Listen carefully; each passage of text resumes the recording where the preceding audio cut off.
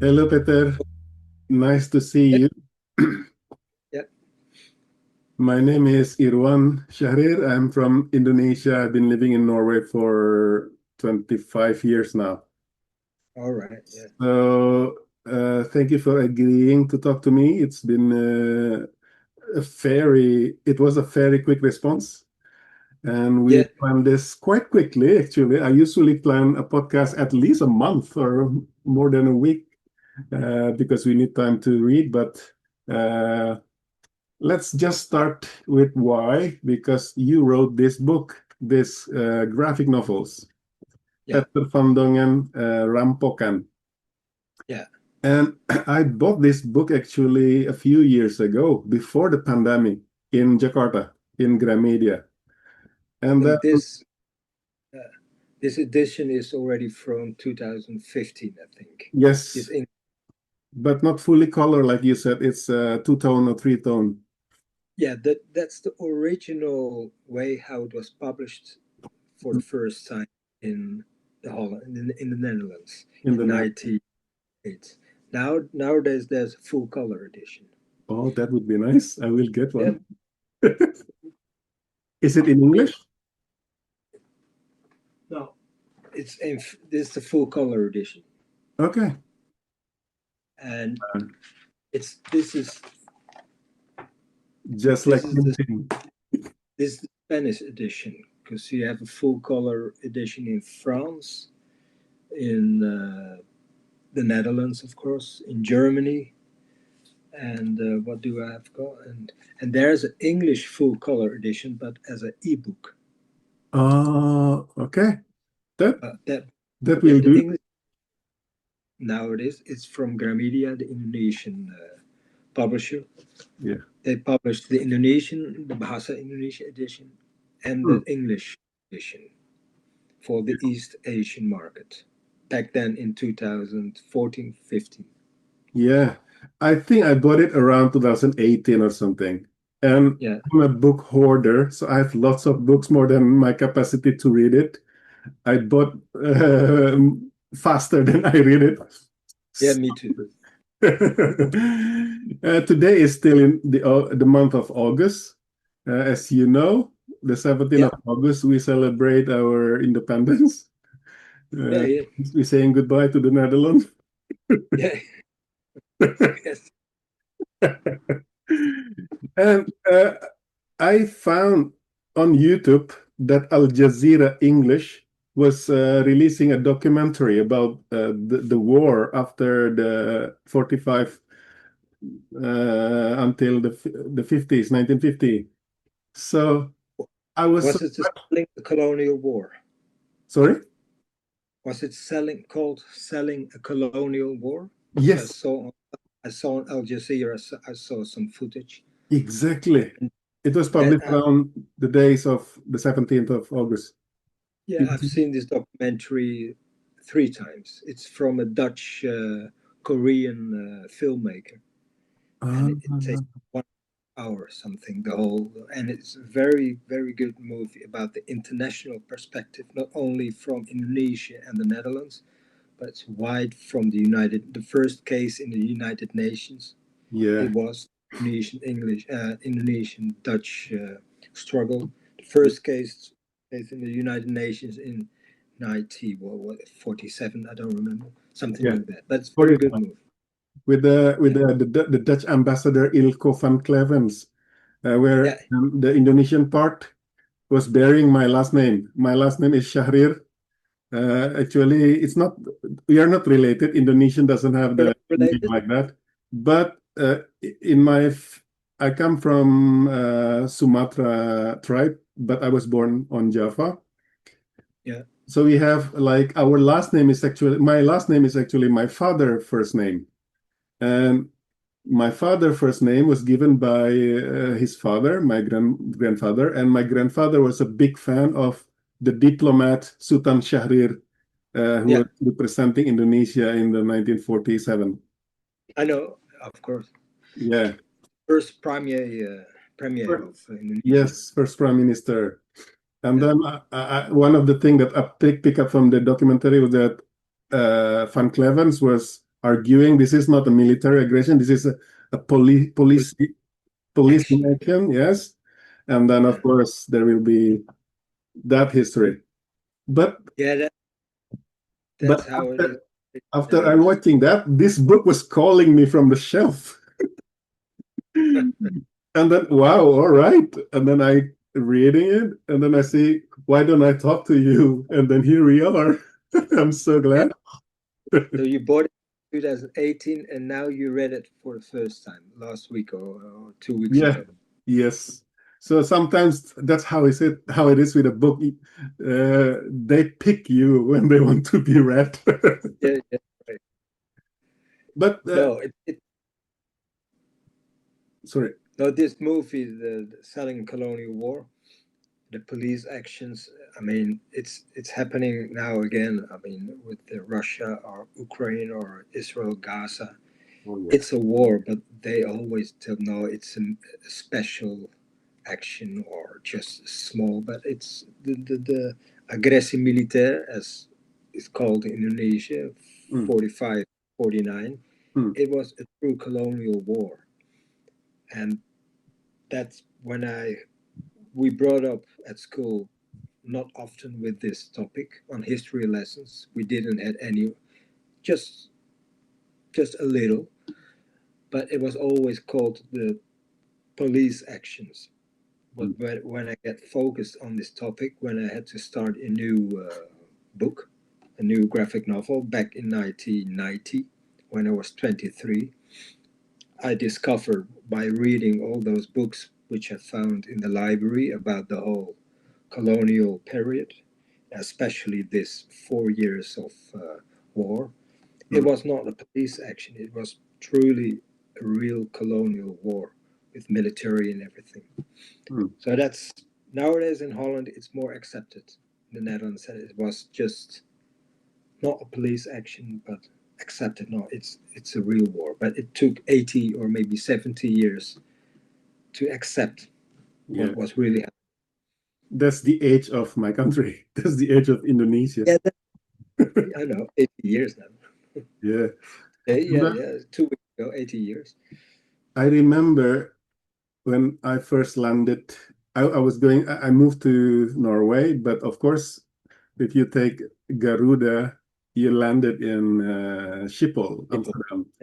And then before that, I was young and I don't know anything about Europe.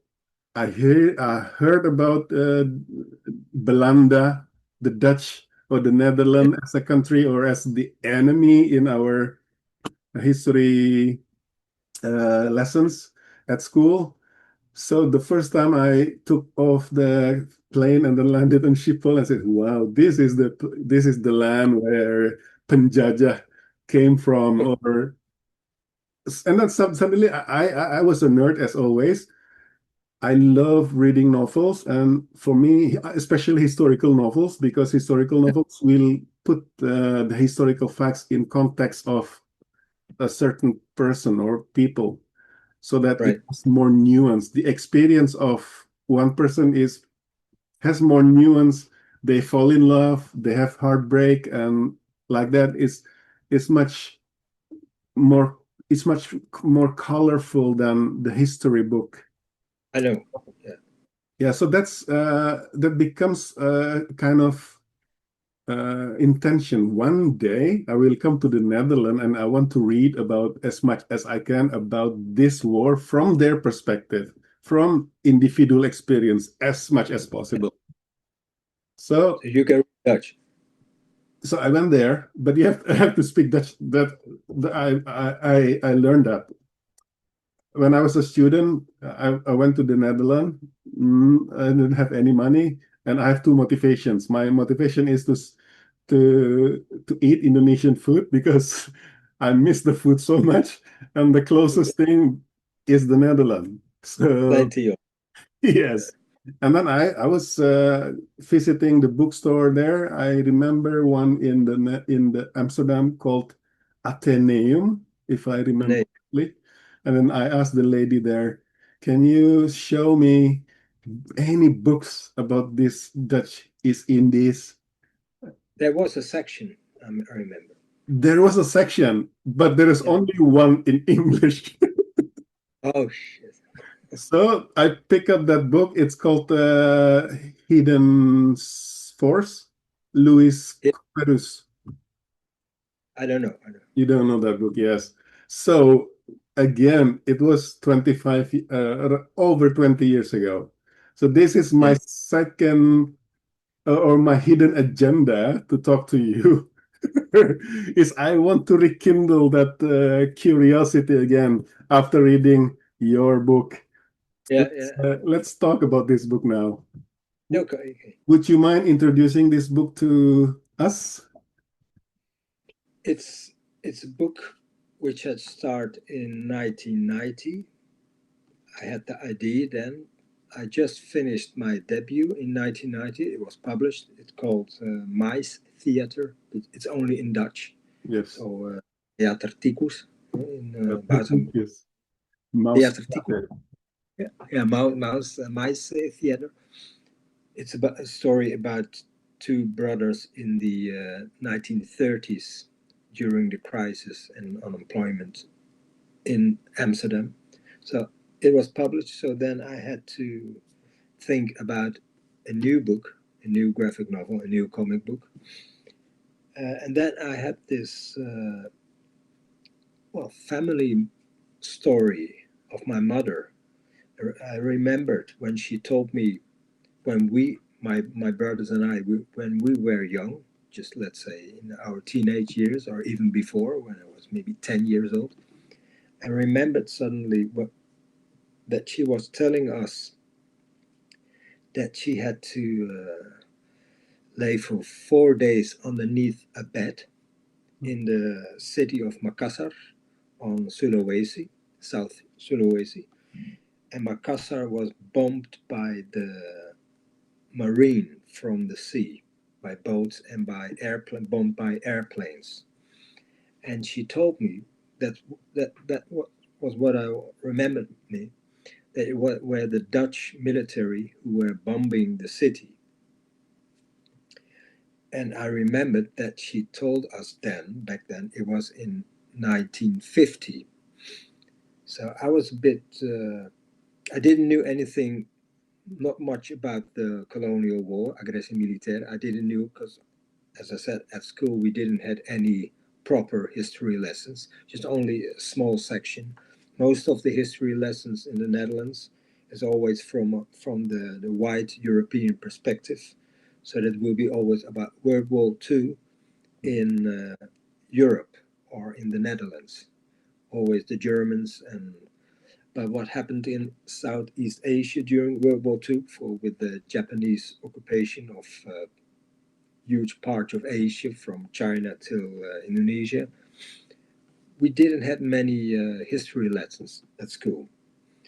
And as you know, my grandfather, the mother of my, the father of my mother, he was a soldier in the colonial Dutch army in the Dutch Indies.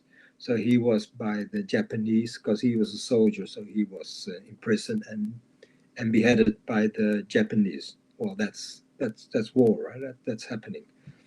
So with this awareness of a lack of knowledge about Indonesia, the Dutch Indies, the country where my mother comes from and my grandparents, I had the idea with this memory of this family story of my mother hiding for a bombardment from Dutch military in the city of Makassar. Suddenly it hits me. I don't know anything about the whole history of the Dutch Indies, Indonesia. So let's make a new book about this. But I didn't know anything.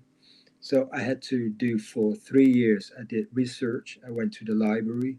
So I discovered there are many, or there, or back then, there were already many, many books written already from the 1940s and even the 1930s. So there were, I discovered Sultan Shahrir, his novel about he wrote on Banda, I think, when he was in the 1930s, he wrote it, or he predicted already what would happening in Europe in the 1940s.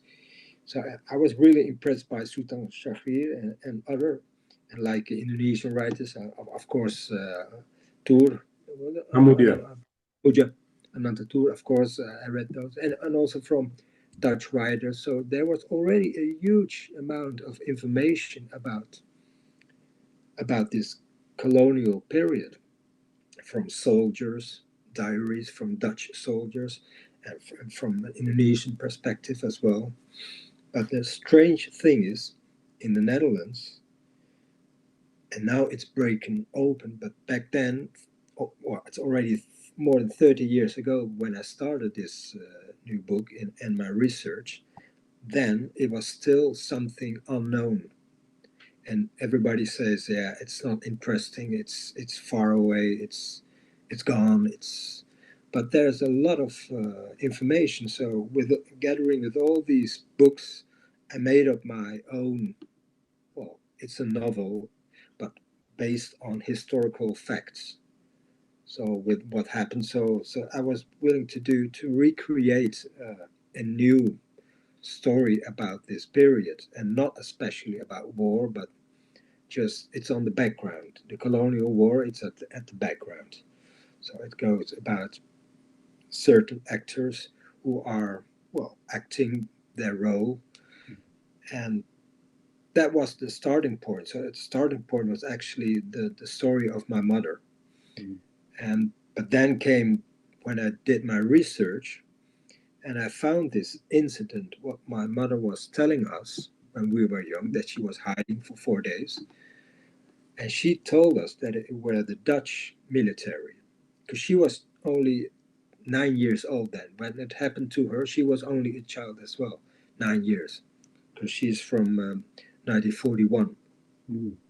And but when I found in history books this incident in Makassar in 1950, because I was aware in 1950. In 1950, Indonesia was already independent. Yes. From 4 days, 5 till 9 August, Indonesia was already independent. I couldn't believe that Dutch troops were bombing Indonesia's Makassar. Mm. And my mother was wrong, because what she was saying was it were the Dutch. But I found, no, it in her memory it were the Dutch. But it turned out it was just it were the Indonesian troops who were bombing Makassar, but especially they are bombing the Tangsi, Mm. The barracks. from from the former colonial Dutch army. And so the colonial army back then in 1950, it was end up there was no colonial army. Those soldiers, they had to choose to go to the TNI, to the Indonesian army, or to go somewhere else.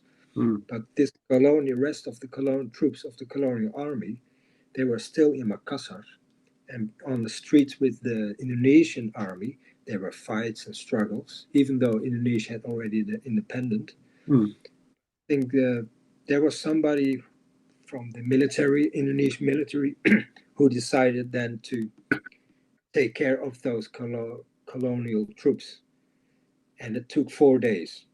But it was something that well, in the start of the Republic of Indonesia, there were several areas like in Manado or Aceh, or there were always troops Mm. who not who wants to be independent in a way.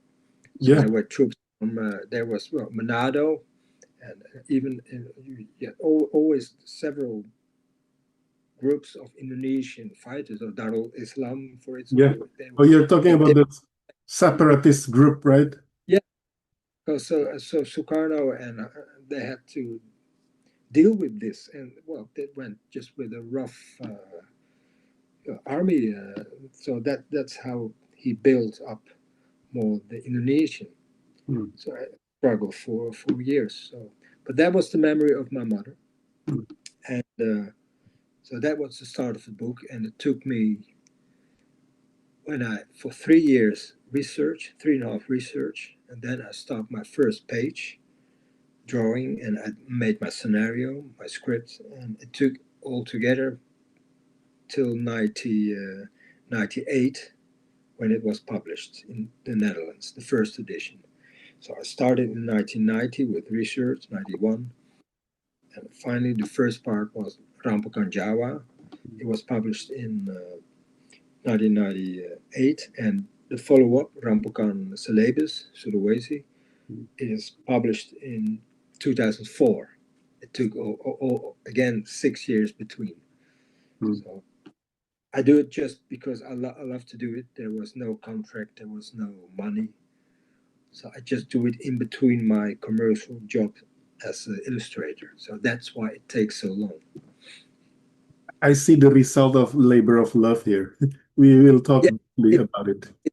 it's about love. Yes, for sure. Because Mm. as a comic artist, or I'm making a new world for me then, or it's an old world, but for all those years I was into this whole topic. I was always there back in Indonesia, just with all the books around me, all pictures, and because I love history as well, and reading historical novels as well. So for me, this is kind of a historical graphic novel, but it's a novel, it's fiction. Yes. Uh, just one small thing about it. Maybe it's a bit personal. Do Yeah, you, of course. when you do this research, are you the third person, or are you how close are you with the subject? I think I have to. The sun is. Yeah, Maybe we have to. yeah, good. It's okay. Wow, it's sunny. I envy you. There is no sun in Norway today. There's no sun. Well, there's a bit sometimes. Sometimes it's cloudy, but it's quite hot. No, it's yeah. Thing is good because, as I said, at school we didn't have any proper history lessons about it, only just a little.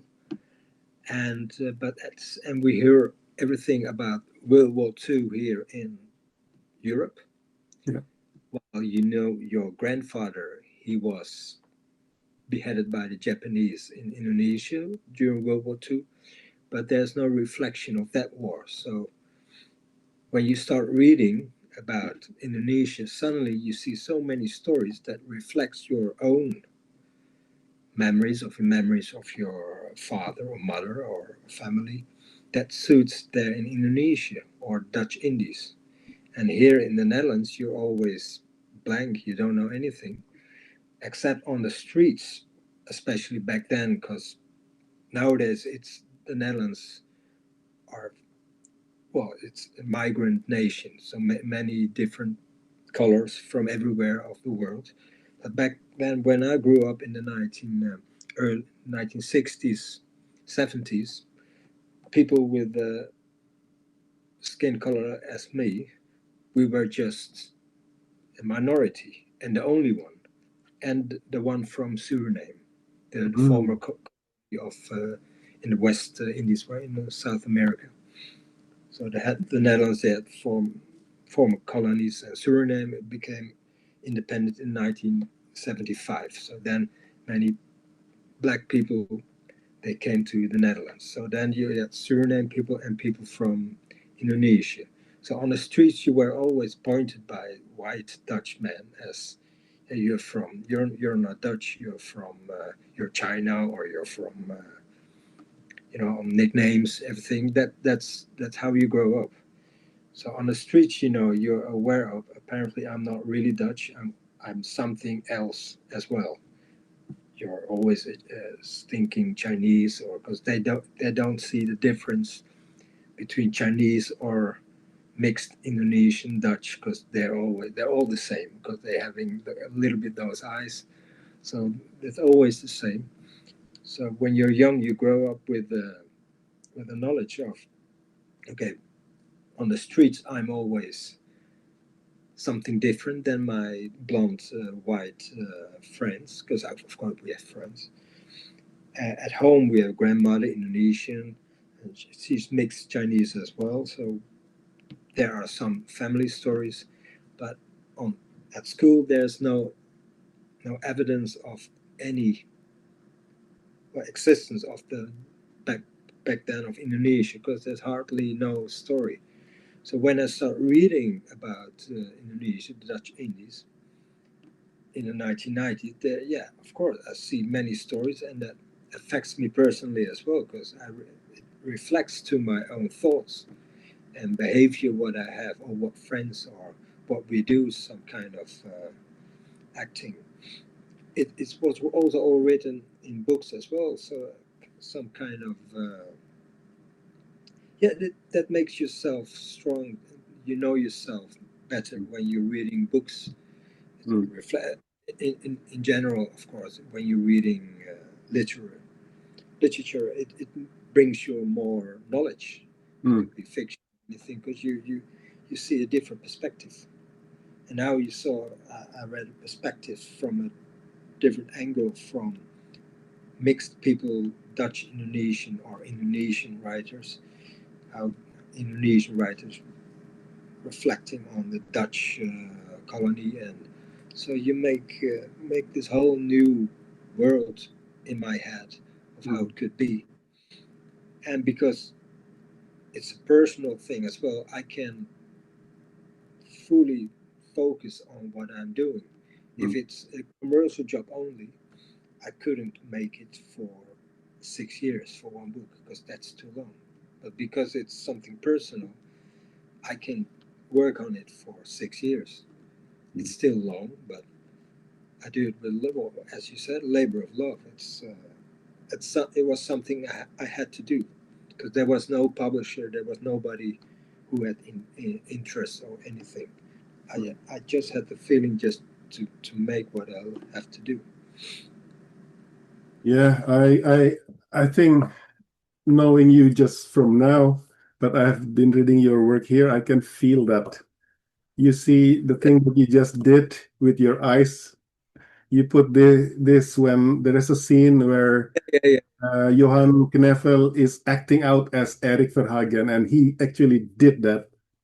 yeah, yeah, yeah, yeah, yeah. No, Yes, but that the main protege, Johan Knevel here in Rampokan, he is here a blonde, white totok. Well, that's what was called. The Total. Dutch people were born in the Dutch Indies, Indonesia. They Yeah, were I know called that. My grandmother taught me that. My yeah. grandmother was born in the early maybe 1911 or 1912. Oh yeah, my grandmother as well, Hmm. 1910. But so I choose finally to take this totok figure. But originally, in my first sketches and my first writing, when I started in 1990, I had in mind to to do something like me, orang Indo, just mixed Indonesian, mixed Dutch. And there was a publisher, just my publisher from my first debut publishing house, Kasterman, who published Tintin as well. Hmm. I had a contract with them. So first it will be published in full color. That was the plan. I will make a book about Indonesia, the Dutch Indies, and it will be published in full color, and it should be done in 2 years. That was the plan. But it took I couldn't get to the final red line of the story. I had hard worship to get this story right. So it took many years. So then they quit the contract with me, because they lost their interest, because it took too long. And the problem back then was, then it would be a black and white comic. But if I have a hat figure character, an Indo with black hair, black and white, how could you see the difference between him or Indonesian characters with black hair? Yeah. That was one of the reasons I choose finally to use this Totok figure. Hmm. And he is born as well in Indonesia, because he thinks he's Indonesia, from the Dutch Indies, and Mm. but after World War II, when he returns as a soldier back to his land of birth, he found out no, he was always a stranger, and he will be a stranger because he's not from there. And for an Indo, orang Indo, it's actually the same. He thinks he belongs there, but because he is more European in his mind and everything, and the way he acts to Indonesian people, and it was not always a good thing how Indo people were, well, behave themselves towards Indonesians. Because so it's not strange that this revolution was coming. There was maybe already well, it took from well, Sukarno had it started already in the 1920s. This nationalism thought, but for the Dutch people after World War II, they were really surprised because they were always living in their own bubble in the Dutch Indies, their own bubble, and they didn't see anything what was really happening in the Indonesian society.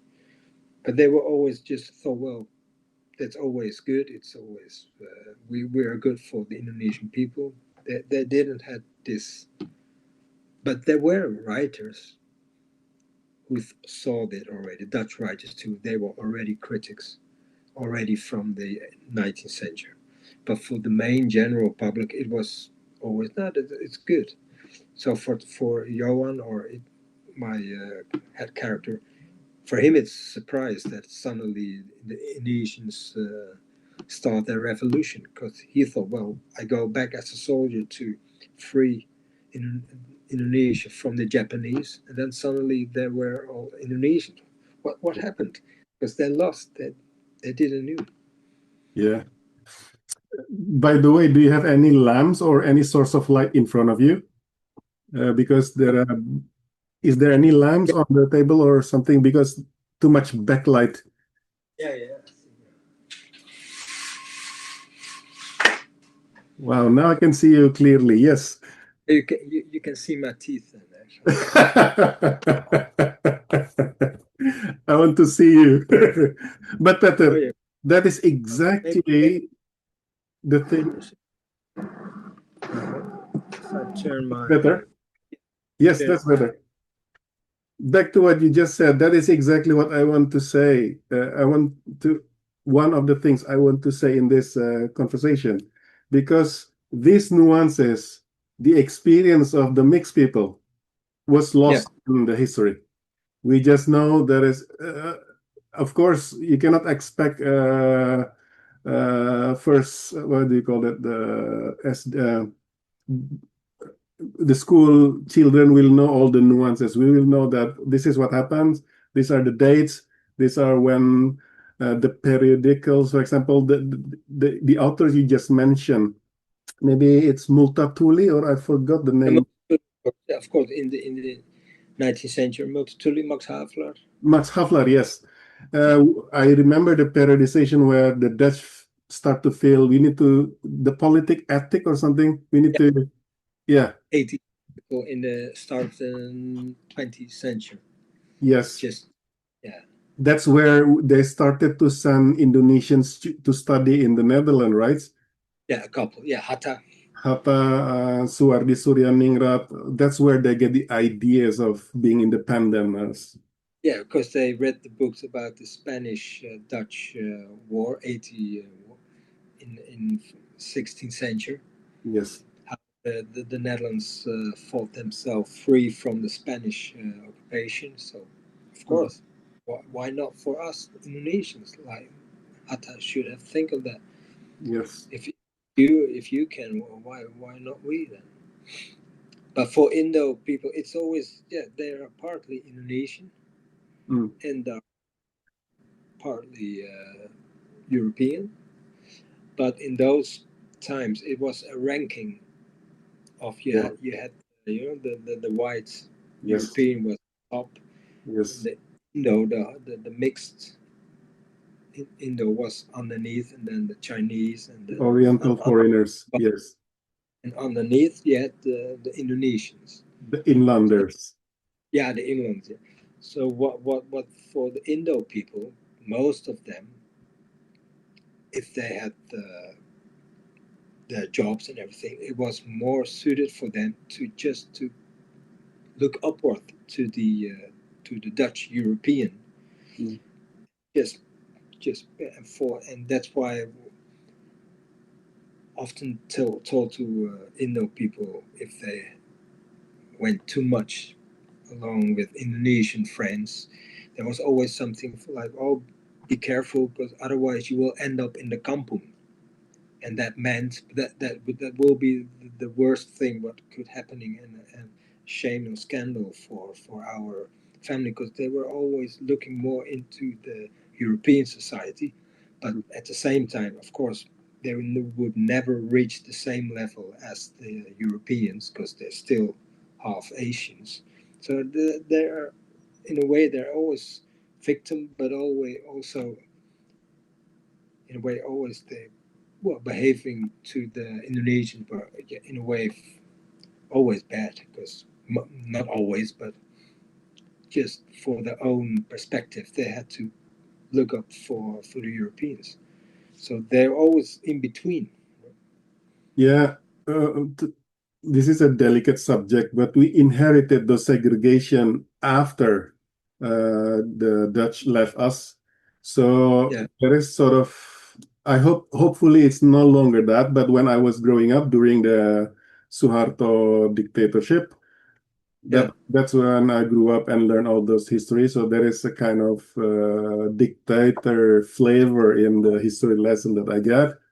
But at the time, they sort of preserve this segregation where the Chinese are in this kind of category in the society. They will deal with this. They will not get any political power, but they will get financial power. But yeah, then, when there is something that is suitable to the government or the one with the power, they will sacrifice the Chinese group yeah, as being maybe almost like the Jews in the German in the Nazi era. They blame for yeah. everything. Yeah, I know. I know. The Chinese are called the Jews from Asia, right? Yeah, No, but that's what you see during the colonial time. Also, the Chinese were also a group in between. They had to get the money from the Indonesians yeah, to give to the Dutch and for themselves. But yes, of course, the Indonesians, the image of Chinese, they were always just trade men and having all the money. yeah, But the end, the European, they had always the final decision. And by the way, what the Europeans in you had the slaughter of Batavia, where they killed in the 18th century or something, thousands of Chinese people killed by the Dutch mm, because so, and this is happening also by during the Indonesian when Suharto was back then in 1998. What happened in Glodok mm, after Suharto went away? The people just attacked all the Chinese neighborhood of Jakarta in Glodok. I think. I yes, mean, I know people from Indonesia. They were saved by Chinese people. They were saved by Indonesian neighbors. yes, Otherwise, were might have been killed. But they were lucky that Indonesian neighbors where they could hide for the Indonesian mobs of yes, aggressive attacks, because mm, that's always when there's a economics problem, decline or whatever, they attack Chinese neighborhoods. So mm, I don't know what's happening now in Jakarta, but when I read the news now about the riots today on Java, Medan, Bandung, yeah, Surabaya, hopefully it won't go to Chinese neighborhoods or whatever, because yeah. that happened. It Step, happened in 1997 after the rupiah was yes. at these neighborhoods in Makassar, and so Hopefully, that's hopefully it doesn't happen. I hope. I really, really hope so. yeah, I don't know how worse the demonstrations are is the, now that in Jakarta, is there many people are on the streets, or is the local something, a small group of, Well, from what I heard, I maybe know as much as you do. They burn many police places, police stations in Jakarta, in Surabaya, where I come from, and in several other places. So the anger now is targeted to the police after the yeah, incident of yeah, a police car crashing on okay, Ojek. yeah, But the tragic is actually, for me personally, the protest was against the DPR people, the parliament people who yeah, are flaunting their high salaries while people are struggling. And yeah, then I imagine those police are also working class people or even worse. So yeah, now they are against each other. yeah, That's just the sad reality. yeah. Yeah, it's fresh news for me. I had yesterday some BBC content on my online. I saw it, Hmm. so I asked some friends how they are, but well, so I don't have a wide picture on that. But it's happening also. That's what I do in Rampokan as well. Yes, Yeah, this is, yeah, you see, then exactly. suddenly they attack a Chinese neighborhood. Yes, Mr. Ong in this, Tuan Ong in this. And my grandmother, she was half Chinese, so her name was Ong as well. Oh my God. All right. Yeah, the beautiful thing about this book is that the first time I read it, I focused on the text because I'm used to reading novels, so I want to know the plots. So Yeah, it will be a little bit fast, but the way you put the past and the present or in the same next to each other, the panels uh, could be lost. So the second yeah, time I read it, I spend more time on each panels, and then that's where the details come up. You picked yeah, up a lot of things, and then you put them like mosaic. For example, the way this social segregation, you put it there. You even put the Indonesian kamar mandi. We don't have yeah, shower. We have bak yeah, mandi. And then when Bert Dekker was taking a shower, I said, there you go. That's Indonesian bak mandi. We have wet. So this is the traces of the Dutch. If you think this is like a breakup, the Dutch has left, but the traces were still there. So when we have a wet bathroom and then dry bathroom or the Dutch bathroom yeah. Now it is.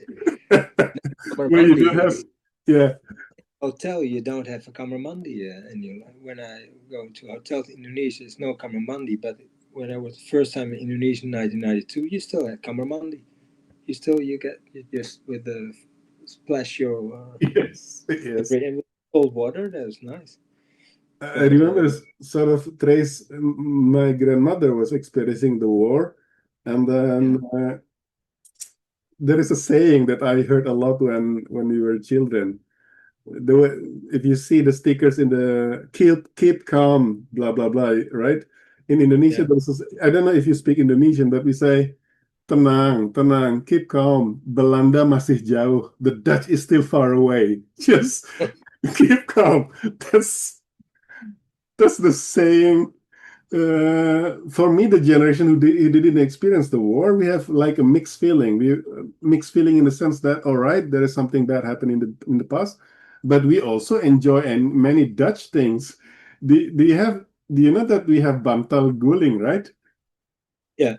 Yeah, I don't know how to call it in English. So when I ask somebody, how do you call that kind of pillow that you hug? Yeah, yeah, yeah, yeah. Yeah, Yeah, that's a Guling, that's slaapkussen, sleep, yeah. sleep My, pillow. my boss, a British person, told me in English you call this a Dutch wife. Okay. Oh yeah, it's not a compliment. So we still No, have traces yeah, of Dutch existence, Dutch presence there. there is a strange thing. Uh, last couple of 2 years ago, I was in Jakarta for the last time, and nowadays it started already some years ago. The old Dutch buildings, let's say in Semarang or in Malang or Jakarta Kota, Kota Tua. Mm. Nowadays, it's all fancy. There are coffee shops. It's all because 10 years ago it was all, some buildings were almost ruined. It was just falling apart. But suddenly, since last 10 years, they were all projects and restore all the buildings, and now it's a happy gathering. When let's say at the Jalan Cikini in Jakarta, you have this kopi. What's the name again? There's a cafe. It's an old Dutch building Yeah. at Ini, and they have every all colonial signs of from the past, colonial posters, the furniture, and even the food. You can bitterballen or croquettes. You can frikandel. You can a lot of Dutch things. But the thing is, you hardly see no tourists.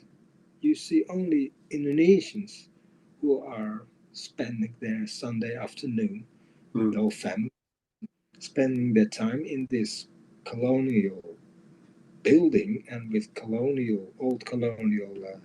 So I had a discussion with an Indonesian friend, and she said, "Yeah, that's actually strange. Why?" And she compared it with if Black Americans go to old, slave plantations for having coffee and something like that.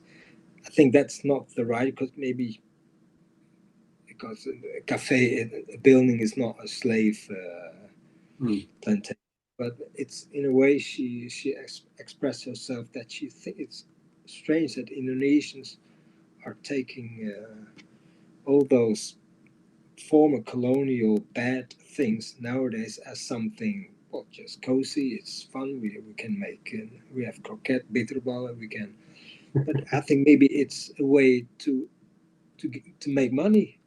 Yeah. Just I, people like to. I It's a mean, nice I building and nice food. Just if people like that, so who cares? And that's maybe a difference with the 20 or 30 years ago. With the older generation, they had maybe too much weight from World War II and the colonial area on yes. their shoulders, and the younger generations from now, who cares? It's Netherlands. It's gone. It's nobody focused on the Netherlands. It's gone. Who But cares? there are few perspective on that. I think after living far away from Indonesia, that's where I felt that I'm more patriotic after I left Indonesia, because when you are there, you see all the political stuff, all the mundane stuff. You don't get romantic about your country. But when you're outside, you see all these things. You have all this the distance that you need, and then I see all this transformation. I feel like when I talk to my friends in Indonesia, they probably Indonesia is getting worse. Indonesia is getting worse. Uh, in certain aspect, it's understandable, judging the political situation right now. But if Yeah, you see it from a distance, Indonesia is getting much better. I remember that in the 90s, when I went to the government institution, government offices, I felt threatened. Oh, somebody might uh, ask me for bribe or whatever. But now with all the technologies, everything is online, blah blah blah. It's much smoother. I make a bank account without going to the bank. I just had my handphone, and then everything was in the app. And then yeah, the bank people call me, and then now 5 minutes later, I have a bank account with a card. yeah. Didn't happen 10 years ago like that. Yeah, but in the 1990s, it was of course still the Suharto Even government. worse. Yes. So but that happened again, as I understood. But back then, you had all the military. They were involved in every society aspect of society, from the Bupati till. But now it's going back. what I heard on the news that now it's back that military are having their posts everywhere in the society again. Well, they are trying. So for Indonesians who grew up in the Suharto period, for them it's of course something to fear. But Mm. for the younger Indonesians who born after the Suharto period, they don't know. That's That's why true. they vote Prabowo, of course, because they That's don't true. know, Yeah. because they don't have memories of what happened back then. Yes, that's And really true. And I think again, reading or producing work like you do is the way to preserve these memories. yeah, And uh, talking about memories, you talk about the buildings where the colonial buildings. I grew up in uh, in Surabaya, where yeah, used to be the Dutch area. My grandfather worked in a textile company in Jakarta. My mother was born in Jakarta, but then the whole family moved to Surabaya and then lived there. So my building was like the picture here in the old era where you remember the when Johan was looking for his old home, yeah, uh, yeah, Mini, and then go to yeah, the area with a nice white street and then yeah, low fence houses. That's yeah, the neighborhood when I grew up in the yeah. 80s and it's in the 90s where people are still having low fences. But people, Nowadays, it's yeah, people in the area moved out because the place can be sold in a higher price and then they get a cheaper but maybe bigger house outside. So people who moved in change everything and then make the high fences. So now my house was the one of the few that left that looks like the original building. And yeah, then one day the government came and then give us the plaque. This is the heritage, historical heritage. So you're not allowed to to change oh, anything anymore. yeah. But Because yeah, line I following a group on Instagram. It's Surabaya and Surabaya. I don't remember the name, but they hunt on all the old buildings. So you have many Indonesians every Sunday or whatever. They go to old buildings and to make pictures and footage. And it's a young generation because I think there's this young generation who are aware of to make sure that these buildings are in the future still will be there because I remember 30 years ago it was yeah just old Dutch buildings. Well, who cares? Nobody just make new one. But there's a change apparently in the last 20 years to preserve those neighborhoods because it's in a way it's Dutch colonialism, but yeah, now it belongs to Indonesia. It's Indonesian. I think for many Indonesian friends, that's about those posters for colonial posters back then from made in the 1920s, 30s, advertisements and stuff. yeah. For my Indonesian comic friends in the comic field, artists, how they talk about our Indonesian posters. It's us. It's from us. It's our history. And in the Netherlands, there's always a discussion.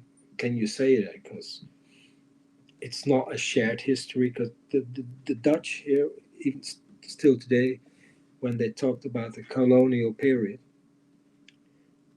they mentioned the word shared. It's a shared history. But I know from some Indonesian people, they think shared. Who shared? That nothing is shared. You came, you took everything. It's not shared. But No, no. for some Dutch people, they're using the word shared. I don't know if maybe you know the Indonesian writer Ayu Utami, Are you, Tommy? and that she was invited by for a congress in Amsterdam, and the host, the moderator, he talked about in English about the shared history, and you saw her looking. shared history. No, and she no, it's not a shared history. You came and you raped us, and you did everything with us. Yeah. It's not shared. It's not. It was not equal. So, but that's why I'm sometimes surprised that now about the colonial buildings. What I do like, because I draw those buildings, right? In the book, you see them. I like the architecture. Just, but now many Indonesian young people they do like these architecture as well. Mm. So there's something movement mindset that it's not everything is bad in a way you can say. Well, maybe uh, uh, before I rambled a lot when I see I was romantic being far away, I see also that my people are very pragmatics. I Yeah, mean, to hate is not the opposite of to love. The opposite yeah, of to love is to ignore because yeah, you don't give enough energy. Or giving hate is giving energy to the Dutch, and they don't care anyway. And then another yeah, perspective too that the Dutch is getting away easily from us. We don't have any requirement like the Indian to the British and stuff like that. And the Dutch get it easy, and then we don't get any retribution and whatever. There is a school of thoughts there as well, but yeah, probably talking about this specifically about this building because in Surabaya there is now Kota Tua, the old city, where yeah. it used to be. There is still a lot of old colonial buildings, and then people are taking pictures there, feeling that this is our history because now again because we are a very young nation we don't have a long history. That's our history, so we preserve the building but we don't preserve the value it represents. Maybe that's the Well, pragmatic looking at. as the as the Indonesian nation, yeah, it's 18 years, but of course, yeah, on Java, there's a lot of history long before the Dutch, of course. Yeah, But if there is no Dutch there will be no Indonesian, there will be Javanese country yeah, or Sumatra but country. of course, you have several kingdoms, Yes, sultanates, but yes, it's history. there is history. Is it Indonesian history or is it Javanese history of the Mataram? Mataram, yes. Of course, Majapahit. with the Borobudur, and that's a culture much richer than what we had here in Holland. In when the Borobudur is built in 800, something like that. That's true, yes. Well, in the Netherlands in 800, there was nothing. It was just flat. There were some. Yeah, that was Amsterdam didn't exist in 800. It was just a swamp. You So know, there's that, a lot of history, but maybe you cannot call it Indonesian because the nation was not there yet. But it's Javanese history, right? It's yes, what you said, or Mata or Ternate. You had the Sultanate of, so yes, there's a lot of Bali. There's lots of history, but here in the Dutch, we think the history started with us when the Dutch arrived in Indonesia in 92. 1596 or Yeah, something. Then Indonesian history starts. Yeah, from the Dutch perspective, of course. But we've here in the Dutch we forgot always to turn this perspective as well. Just it's not only the white perspective there; it's much more.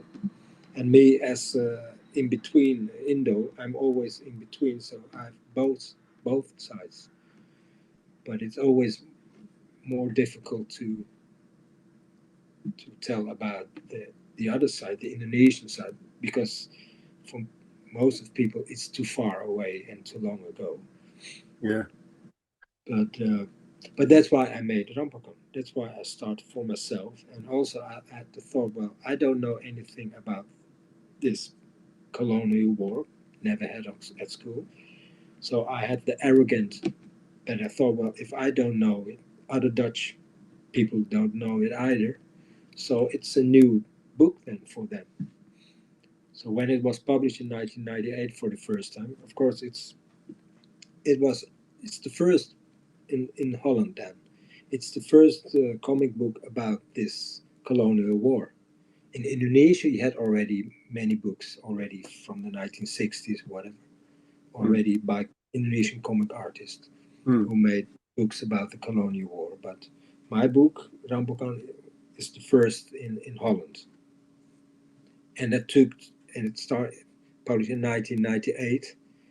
So there are for years many Dutch comic artists, but nobody else of them had really interest in the colonial past. So what I said, it's always a wide perspective, European perspective, and mm. me as an Indo with both sides, I choose to make a topic of the colonial war, and because I'm partly Indonesian, because I have two perspectives. And I enjoy comic book. Let's focus on comic books in for a while. I grew Yeah, up reading the Western, I mean the Americans, like Marvel and DC, but I'm not really attracted to it because it's sort of monotonous. There is a superhero out of this world, blah yeah, blah. And then there is another genre, which is the Japanese, the manga, which I was more attracted to when I was into martial art. There are comic books about martial arts, and it's it's black and white, so simple, and the story has to be strong. It's not only peacocking with color and with big muscles. They're usually a good story, but yeah, told in a graphics way. But there is also some small publication of European comics, Tintin, Asterix, and that is the big names. But I have one from Belgium, which I couldn't find the English translation now when I visited Belgium. But I was borrowed by a friend, a rich friend, when I was small.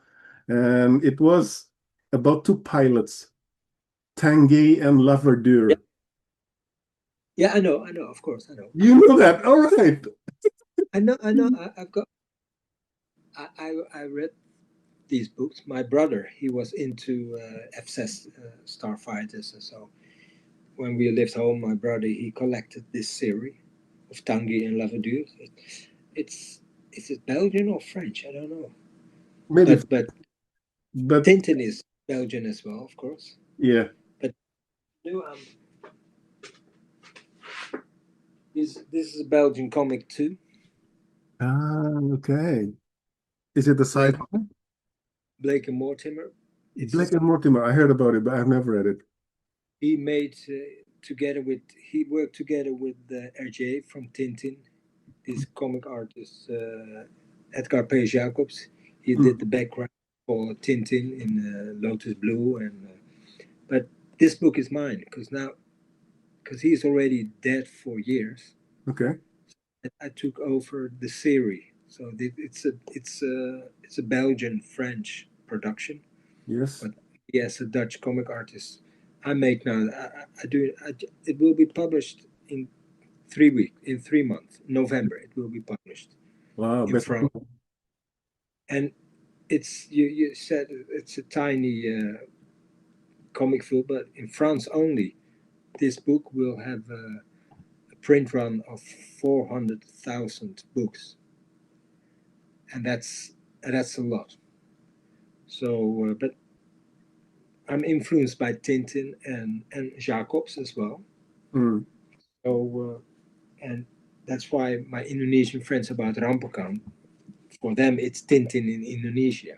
yeah. Yes. Indeed. I was going to say that. Yes.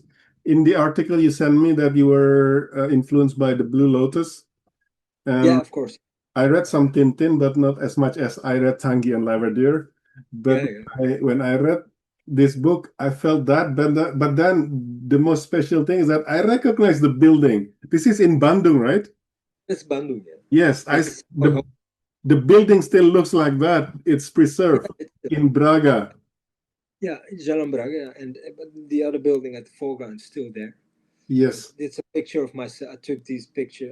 I was a couple years ago in Bandung. I took some pictures, so that's the base of this cover. No, it's still. I've been there in Savoy Home, and I slept a couple of nights in 2014. Just, but it's built in 1939, Okay. and it's still a hotel, and Coffee shop as but well. what? There are coffee shops as well around or in it or Yeah, somewhere, if I they're remember around. correctly. I, I'm often when in Bandung. I'm often there at Jalan Braga or Jalan Asia Africa. I'm always there in the. It's a colonial old neighborhood, all the buildings. You know, the young So people said it's Instagrammable. The places yeah, is good for taking pictures.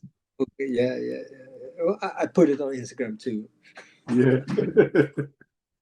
Yeah, so when I No, but read this, I felt that kind of wow. Now, after all those experience of reading comic books, just seeing foreign things, now I see objects, people, nature that is familiar to my childhood.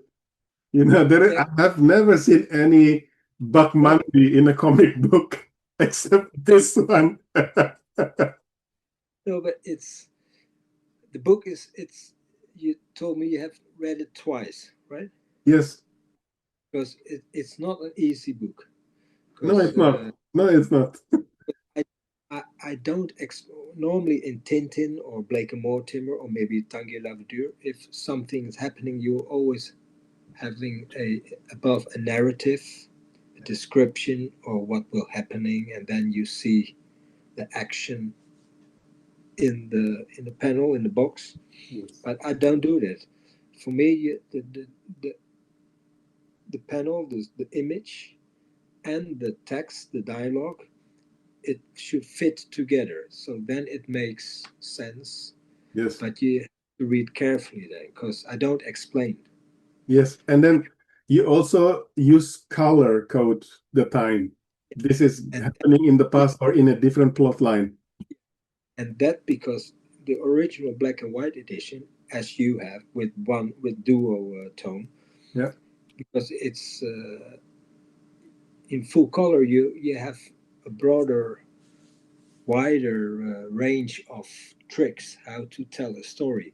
But Oh, now with only two colors, you are limited. So that's why I choose for the past that should be in a gray tone, and that's the Rampokan. The tiger fight is in a gray tone, hmm. and present of 1946, 47 should be in this brownish pink color. Yes. So for reader, then you know, oh, when you are in the gray tone, that's the past, even though you see a tiger, but that's the past. Hmm. But in full color, I'll show you. Let's see, in full color, would it be more easy? So it start full color starts like this. Okay. It's in and then as you can see this page, Yeah.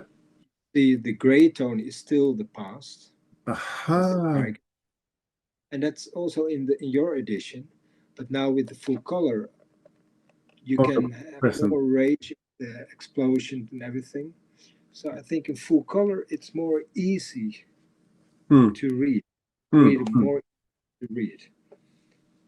But that's why I said when you the black and white edition, you have to read it carefully because I don't explain things, so you have to watch carefully to the drawings and reading the lines so that all fit together the whole story. If you miss one of them, you could you could get lost, and Yeah. you have to turn back again a page. Well, what happened? That's what I Because did.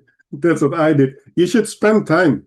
And then I start perusing the panel and then see, he's looking here at this and then he does this. And then you said that this is not an easy book. That's also true because all those names I mentioned when I read in my childhood are entertainment. I mean, yeah, funny. Tintin is funny. Asterix is even funnier. yeah, Tanguy and Laverdure, the Laverdure is the comical character, but this is yeah, heavy. Lots of thing is here. yeah. But I'm really influenced by Tintin. Also, storytelling. The only exception is what in Tintin is happening, where I said RJ, the comic artist, he used always a narrative and tells, let's say, The on narrative this box, yes. moment in Jakarta, and Mm, then you go to Jakarta. I mm, won't do that. mm, So for reader, I do it with image. Maybe you will see an insert. I zoom in on a certain part of Jakarta. Maybe you see a special building recognizable as Jakarta. mm. Then you know, as a reader, you have to recognize, oh, that's Jakarta. Then you know it's Jakarta. I Yeah. won't describe with words, but with the image. And if you don't get that, then it's difficult to read. So I make it myself harder, but I make it the reader harder too.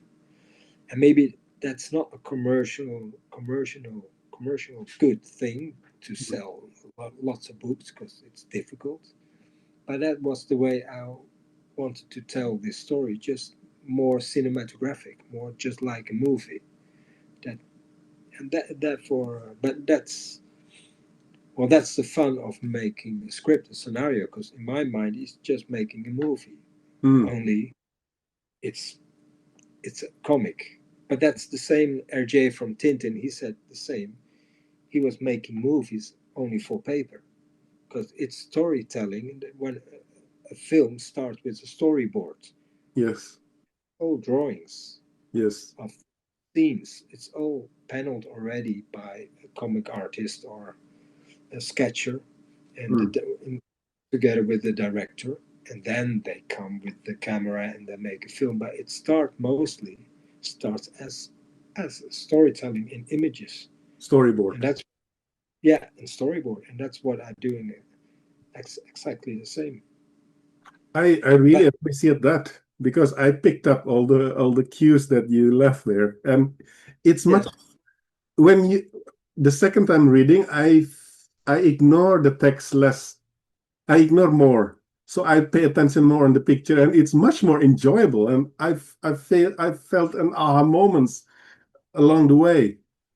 but Like why did you not the English one and not the Indonesian? I don't know. I was just I maybe Gramedia sold it in the same shelf, and then I picked up and I was not careful, and oh, it is in English. I Yeah, thought about it. Why in Indonesian bookstore they sell it in English? yeah, Yeah, yeah. it was totally This is the first Indonesian, the second the first Indonesian edition was okay. in 2000. Only Rampokan Jawa. I show that. This is the first edition from 2005, Rampokan Jawa, Okay. and then Gramedia came in 2014 with together with the follow-up, that's Rampokan Danselebes. So that's before this No, no, at the same time, and at the at the same same time. time, Rampokan Gramedia decided to make also an English edition, but with a different cover than this one. Okay. There's only one thing, and that you're lucky because here, if you turn on the first page, you see all the boxes, the spread. After you see, yes, and now you see the gray tone here in the first is gone. You have the gray tone. The Yeah. English edition has the gray tone, but in the Indonesian one, they forgot to use the gray tone.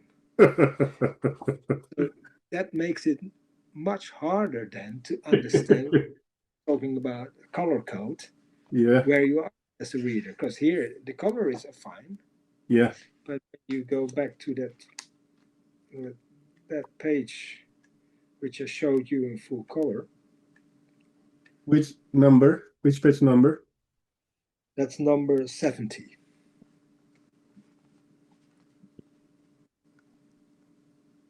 Yeah, number 70. Here, you see, Yeah. here it without gray. Yeah. That's So unfortunate. in your edition, you can see well gray. It's You're a gray there, underlining, yes. That's unfortunate. but But here it's more difficult. So, but there's another edition from 2019 and 2 years ago, another edition, Indonesian edition, and okay. there is with the gray tone as well.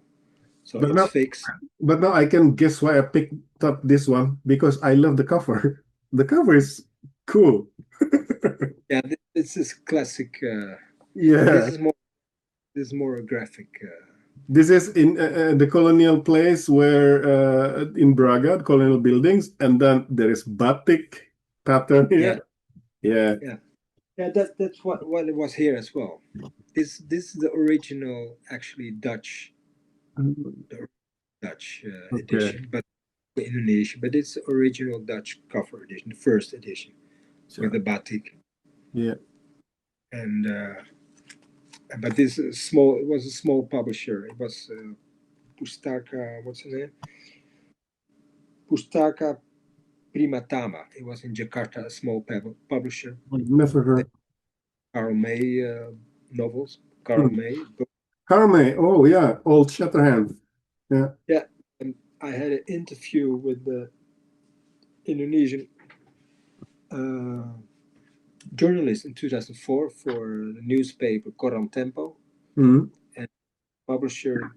He read the interview, and then he wanted to publish Rampokan Java and syllabus as well, but finally Rampokan syllabus he never published.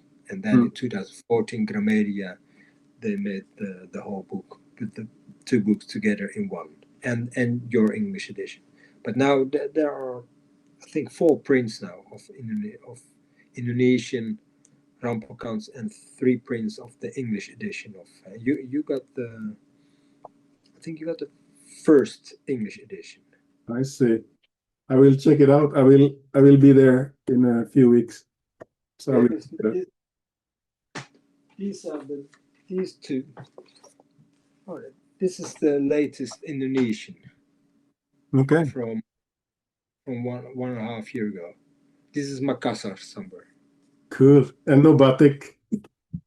No batik, no, no, no, No. no. It was their wish just to use it as a frame brown.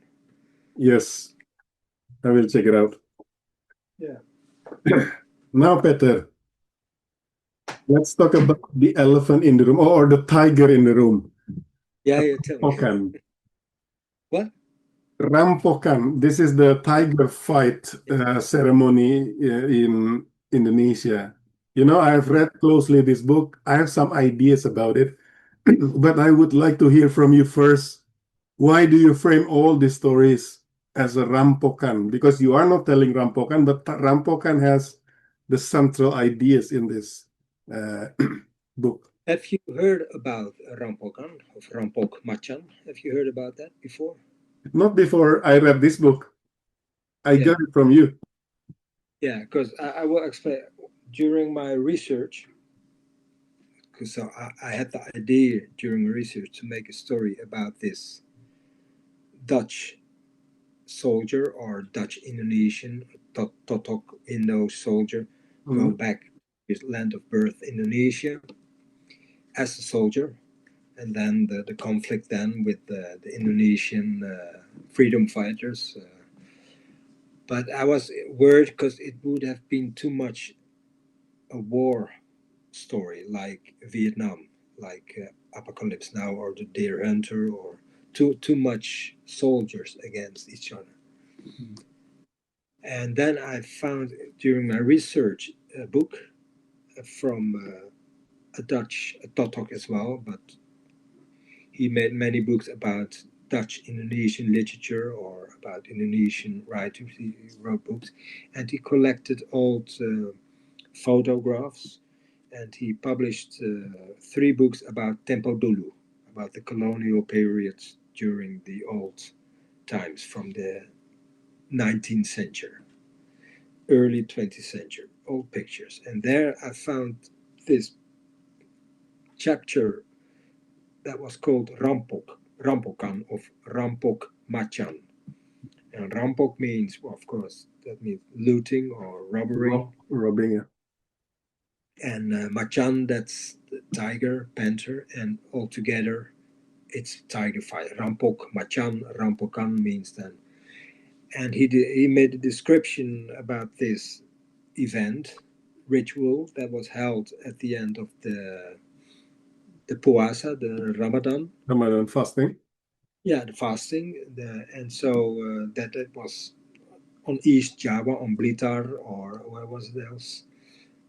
That this ritual was there on the alun-alun, the square, right, of the Indonesian village or city, and these boxes full of panthers and tigers who were kept there in the dark, and the surrounding the circle of Javanese men with their lances and spears, and the ritual was to let free the tiger, and then he will jump into the man Javanese with lances, and it will be killed. And it meant the ritual was then the evil, because the tiger he stands for evil, should be killed, so the land will be spared of disaster, illness, and everything. That was the message. But this writer, Rob Nieuwenhuis, he wrote also that, but you could see also as the Japanese against the Dutch colonial ruler. So the tiger will be the Dutch ruler, and the Japanese, they will be the freedom fighters. So I took it from him. When I read that, and even the whole ritual, the Rampokan, I never heard of Rampokan or Rampok Macan. It was new for me. Mm. Because when we talk about Indonesia or the Dutch Indies, we're always having about sawas or kelapa, the palm trees, Yeah. or we have goreng, nasi campur, nasi rames, batik. The main, as far as Sambal. windmills, clumps, the cliches. But a rampok macan, a rampokan, that was something new. So I Mm. thought, well, I have to use that. And it is a metaphor for the struggle. So that's why. And another thing, rampok means looting. And I remember when my grandmother, when sometimes she talked about her past, but she was quite emotional then because she had lost her husband during World War II, and she had to fled also for, I don't know for who, for the Japanese or for Indonesians, I don't know. But then she used the word rampok always, because Mm. she spoke of Malaysian still. So the word rampok, that's something I know from home, where my grandmother talked. So rampok macan, it's a double meaning. It's a tiger fight, but it meant also the area of what happened of rampok, looting, violence. Well, it's a war, Yes. and it's not pointing he or the Dutch or the Indonesians are bad or whatever. No, it's just war. It's just things that happening. And Rampokan, it sounds, the title, it sounds catchy. I mean, maybe you know the TV series Sandokan. Have you heard of that? No. It's Italian. Okay. Well, when I grew up in the 1970s, you had this TV series Sandokan Okay. in the British India Okay. during colonial period. So Sandokan was a freedom fighter and an Indian character who fight the British. But nevertheless, Sandokan, and he was called Sandokan. There's on YouTube you can, but it's an Italian production, so with Italians with black face Italians. And so but as a child, every week we watch Sandokan, and yeah, Sandokan and Rampokan. It's in Yeah, a way it's exactly. That's clever. no, that's not at the moment, but afterwards I remember it looks like Sandokan, Yeah, yeah, but yeah. it's a certain generation.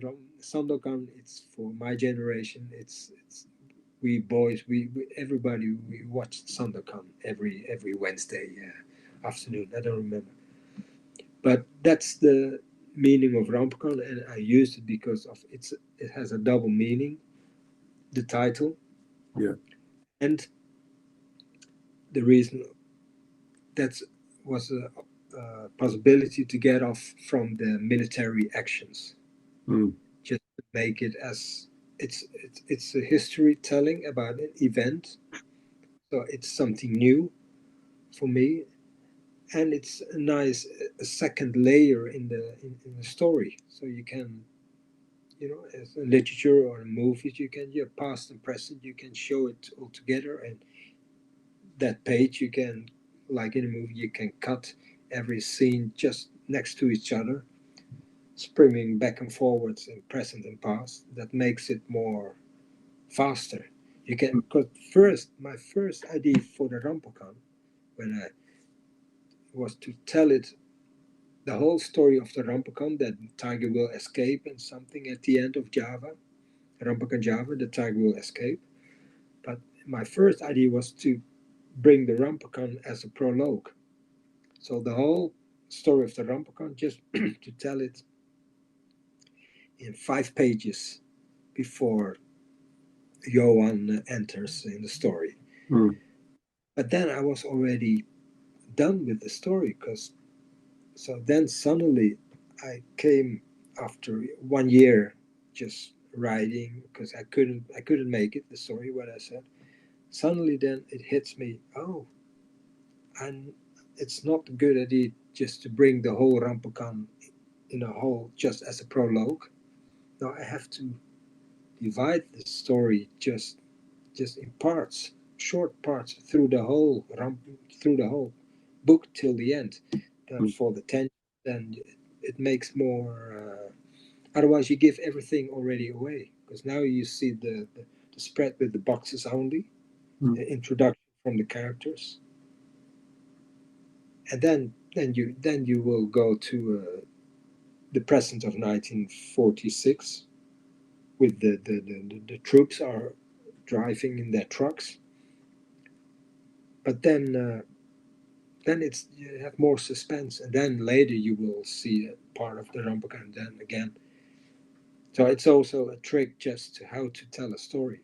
It's Mm. not to give the thing away immediately, but just to spread it all over. That makes for suspense. So it's something I learned just by doing, because I was working on the scenario for days. And I was unsatisfied. It didn't work, and then at night I went to a film, a 12:15 at night. At night you could go to this movie, and it was the gangster film Goodfellas. You know that film? Yeah, I did. No, it's a gangster film from Scorsese with Robert Yeah, De Niro. Robert I De Niro. went. I was frustrated the whole day. The scenario didn't work out. The script. So I went at night to this film. I watched Goodfellas, a very good film to me. And then when I went back home on my bike, then suddenly I had this idea, shit, no, I have to cut the whole Rampokan in pieces and divide it to the whole story. And there's nothing of a Rampokan in Goodfellas, but I learned, because I quit my work. I went to a movie just to just blank, just see something totally different, and Yes. then you have fresh ideas, and then suddenly it comes to you. So that's what you should do. If it doesn't work, just quit and go away, do something else, and try another time again. That is so Yes, true. and that's, but you have to admit to yourself sometimes that it not works, right? That sometimes you're frustrated because you cannot do what you want to do, or it doesn't come. That's why it took 3 years before I start with my first page for the final book, because I was insecure, because I had too many ideas, and I had a friend, and he read with me my script, and he gave me feedback, Mm. important feedback, just kind of well, we talked together about my ideas, and then he mentioned sometimes something else, and hey, that's good. I will take that.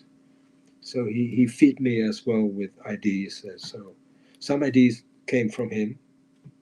For instance, Totok Johan, he goes back to Indonesia, to Makassar, and he's searching for his nanny, right? Mm. For Babu Nini. or Babu. Babu. It's a wrong word. Babu now. What's the name for Babu now? It's Yeah, it evolved. It changes. In the beginning, Babu was the assistant housekeeper, but in my childhood, it becomes pembantu. yeah. Babu a bit degrading, but now even pembantu is degrading. Now it's called assistant rumah tangga, house Okay. Assistant housekeeping Rumah. assistant. Yes. Yeah. Yeah. But so it was my friend Martijn, because in my first script, my head character Johan, he was searching for the daughter of the house assistant of the Oh. Babu. And he said, yeah, the daughter, that's so cliche. Why don't looks for the his nanny herself? Yeah. Yeah, that's a good idea, because I have read already novels or books where it really happened that soldiers were finding their former nanny or house assistant, or mostly women who, well, fed up, who grew up with this child, and now he was already an adult. He found this women again. So I read it before, but he pointed me on as feedback for why not the daughter? That's too cliche. Just use the mother. That's much more interesting. So it's something you. It's not what I do on my own. He gave me advice. And that's important, right? If you work always days and days after each other on one topic, sometimes it's blurry, it's a mess. So you need to talk with somebody else. I can totally relate with that. But uh, I have a bit romantic take on this Rampokan stuff. Okay, there's not much romance. I can try to convince you now. Because, yes, if you see the Dutch and the Indonesian at war in a country level, it's political with all the complication. But actually, 1945 till until 1950s, you can see the whole story, especially in this book. It's a story of a breakup. And then Yeah, sometimes during yeah, breakup, you need to sacrifice. And then there is also an element of existential threat. Oh, because I've been defined like all these people who were born in the Dutch Indies, they feel they belong, that's their home. But now suddenly they are outsider, they're the Hollander, Orang Belanda, and then they have this is, but let me try to convince you. This is a story of a breakup with all the mess part of it. And then Rampokan, in a sense, is also a sacrifice. But what is so special about this sacrifice? Usually, you sacrifice a lamb, it will never bite back. But this sacrifice can harm you if you don't succeed. And then yeah, the cost of not being able, not successfully sacrifice the tiger is that there will be a disaster coming. So you are either get a disaster by the sacrificial object, or if you fail, you get another threat. So this is, and then if the way you interweave with the whole story, and then suddenly I start to ask, who is sacrificing who here, and who is threatened by who here? Sometimes the Dutch was the weak one, sometimes the Chinese, sometimes the Indonesian, the inlander there. And then it doesn't matter because everyone, this is a breakup. Every side can think yeah. that they're doing it. And that's beautiful, man.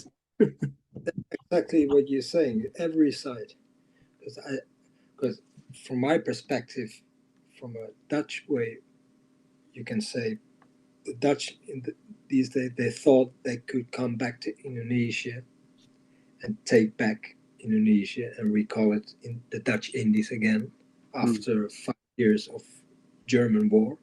mm, They didn't realize that the world, because of World War II in Asia and in Europe, was changed. The whole political system, the colonialism, it was something that was no longer a thing that you could do after World War II. But most of the Dutch people, they were not aware of that idea, so they confront themselves with the Indonesians, and it should have been a wake up call to World War II, but for most Dutch and Dutch Indonesians, the Indo, they thought, well, it's our country. We stay there already for at least 200 years or even 300 years. There's all contact, but always just from one side, from the Dutch. But it doesn't say that Indonesians are always the victims. I mean, Indonesians, they're humans too. I mean, we're all humans, and we have our gray and black pages. So Yes. it was not the point to make black and white. The Dutch is the bad one, and the Indonesian is the good one. Good one. So that's why I show about Rampokans against Chinese neighborhoods by Indonesians, or let's say the Bersiap. That was the period just after World War II, the capitulation of Japan. And it was kind of revenge from all those young Indonesians, the Pemudas, but just and swiped up by some politicians or Utomo, what's his name, just to wipe out the Dutch, just to get off, and because the Indonesians were afraid that the Dutch would come back. But there was no protection for those Dutch civilians who were outside the camps, and those who were outside the camps, the Japanese camps, they were mostly all Dutch Indonesians, mixed people. So they were suddenly a victim by those Pemudas with the bamboo runcing. Yes. That's a topic in Indonesian history that isn't really told. I mean, when I gave workshops in Indonesia, I told about this. It's it's something unknown. Even the word bersiap, it's a word from Malaysia. It's a Malaysian word. It We don't means say that. We don't say be that ready. in Indonesian now. It's Malay. It's siap or bersiap. That Yeah. was the Mari call. siap-siap. Yeah, What bersiap is actually if you are doing marching, then bersiap. But yeah. yeah. No, but that was the call, the yell of those groups when they are attacking people, white or Dutch, Indonesian, Indos on the streets or in neighborhoods. So Bershab was the yell starting point. So for those who survived and finally left to the Netherlands, when they talked about this period, they called it the Bersiap period. And so I show that too, but not to point from that's bad or what. No, it happened.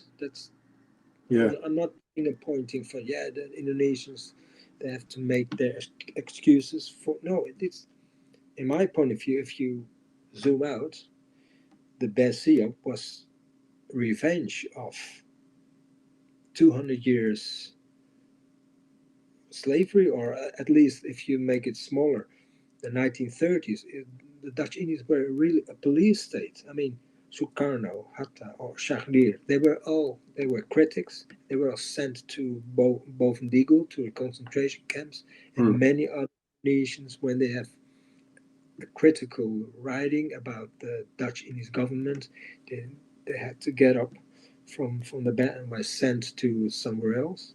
It was just like Russia, or it's a political police state. And so the Indonesians were always just afraid to say what they want, because otherwise they would have said so. In combination with World War II, with the Japanese, and it erupted to this revenge actions because they were afraid that the Dutch would come back. Well, the Dutch came back. It took another 4 years with 100,000 thousand soldiers from the Netherlands. Yeah. But for Indonesian, they killed about 100,000 casualties in Indonesians. Mm. These 4 years, 100,000. That's a lot of. So it was a war, but in my book I show different aspects. That it's not as gray and not as black and white, but it's just gray. Just everybody has their own agenda, Mm. and actually the revolution was a civil war too, because what I said, you got Darul Islam, you got different regional Indonesian sections who were fighting each other, or nationalists or communists. It's Mm. always, it's not as black as white, but it's too complicated to show everything. So you make choices. That's true. I don't blame the historical lesson at school because you have many constraints, so that's the way it is. But here in this place, I encourage people to get the nuances because that's where it is. For example, this is a small example. I remember the name because when I read this in the history book, I almost associated that name with Hitler, Raymond Westerling, Yeah, the Raymond. massacre, blah, blah, blah, during this 47 or 48. And then this Al 46, Jazeera, sorry? 46, 47. Yes. And then in the Al Jazeera documentary that we talked in earlier, there is an interview of Raymond Westerling in full color. I remember in the book, history book, it was a black and white. He is with the beret, and then he did the salute as a military general. But now I see an old man was interviewed talking about his past. My God, this is a totally different sensation, you know? Uh, he is never sentenced. He never came to court because it was too delicate. Because when he was sentenced to jail, he would have said, well, it's the politicians, the Dutch politicians on that time, he gave him this free card to do this massacre. And he would have mentioned all those names. And then all those Dutch politicians from that time, they would have. So it's a cover up. So they were all written already, because in 1949 or whatever, there are written reports of this massacre by Dutch people, journalists, Mm. and it's given to the government, and it was hidden. They read it, but just a couple of years ago, though now maybe 10 years ago, these reports finally were published, and it's already said in those reports. If this comes out, it means for the Dutch government that they will all have to go, because they gave the final solution to Westerling from make it clear, just end up this guerrilla. Mm. I used this in Rampokan when I read that in my research about Westerling. Of course, in Rampokan Celebes, Kapitein Jonker, Mm. he's protege of Westerling, because he using the same methods as Westerling did, with a list with names, and he calls the names, and those Indonesians, when they came up for the name, they were be executed just right on time, on that moment. And it was not only Westerling, it was his method. He thought about it, he made this plan, but there were a couple of other Dutch commanders. They took over this method. Actually, it was not allowed, but they took over. And they did much more killings than Westerling himself. Wow. So even those from Kapitein Vermeulen, it's one of those others, he killed much more than Westerling. But then no one of them are ever being in court. Mm. Never. Mm. Because it was too delicate, because for the Dutch government itself. So it's a cover-up story. But now in selling colonial war, it's explained again. Yes. Because when I started in 1990 with doing research, then I found books about Westerling then back then already. It was already written. The whole case was already with very lot of details in books. Mm. readable. We could have known already for years, but Mm, still now people say, well, we in Holland we don't know. There are no books about this. It's all nonsense because there's a lot of information already for 45, 50 years mm, written, but nobody has the interest because mm, it's something from far away from Indonesia long ago. You are only interested in this topic when you have bonds, when you have family related like me, or maybe when your white father or mm, grandfather was a military in the Dutch Indies in mm, Indonesia. Then you might have interest. But regular Dutch people, it's far back history. mm. Yeah, yeah. So they don't know, and they're claiming there is nothing written about it because they don't know. But now we have Google. With Google, you can find everything. Yeah, When I started, you didn't have Google in 1990, so you had to go to the library, that's true. and then you find this huge cabin and shelf with books. Peter, I know we are nearing our time, but since we started Yeah, a bit late, do you mind to spare me a few more minutes? yeah, a few minutes because it's lunch. Was it what lunch again in Bahasa Indonesia? Makan siang. Oh yeah, makan siang. Yeah, yeah, but just well, I have here downstairs Warung Baroka. I will send you. I will send you the link, Okay. and it's not Dutch Indonesian food, but Indonesian food. She is partly Japanese Sumatra, and nowadays there are more Dutch people inside. Okay. Mostly, I saw always Indonesian from everywhere, from the other side of the country, and I had some contacts with the Indonesian from the Indonesian embassy in Den Haag. Yeah. And when I said live upstairs, Warung Baroka, just they were, oh shit, heaven! They come there also. There's many. And it's Indonesian food, Cool. and Wow. You so I will envy do you the now. link when you was one day in Amsterdam. Who knows? I I'll will. send you the. I will pick Huh? you. You know, even the last time I went to Amsterdam or to the Netherlands, maybe a few years back, right after the COVID was open again. We went to Den Haag. There is a Padang restaurant there. There nasi Yeah. Padang.